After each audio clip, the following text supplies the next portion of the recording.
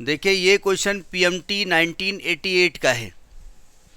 Question कह रहा है कि the distance of two planets from the sun is 10⁻13 and 10⁻12 metre respectively. The ratio of the time period of two planet is. ये बहुत बार आप लगा चुके हैं। डिस्टेंस R1 जो एक प्लैनेट के डिस्टेंस है वो 10⁻12 है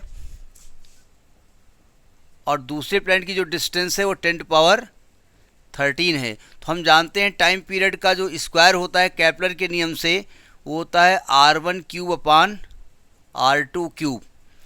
तो T1/T2 का स्क्वायर ऐसे लिखे दे रहे हैं इज इक्वल टू 10⁻12/10⁻13 का क्यूब बाहर लगा देते हैं, ज़्यादा बेहतर होगा क्योंकि बार बार वो 12×3=48 करना पड़ेगा। ये कट जाएगा, ये पूरा, इससे 10 बचेगा तो 1/10 की पावर 3 बचेगा। तो T1/T2 करोगे तो आएगा 1/10 की पावर 3/2, यानी कि 3/2 बोले तो 1.5, यानी 1/10√10। रेशियो पूछ रहा है क्या आपसे, तो कहते हैं the ratio of the period of their the periods of their the two planet. तो T1:T2 इज इक्वल टू 1:10√2। ये 1:2 होना चाहिएगा।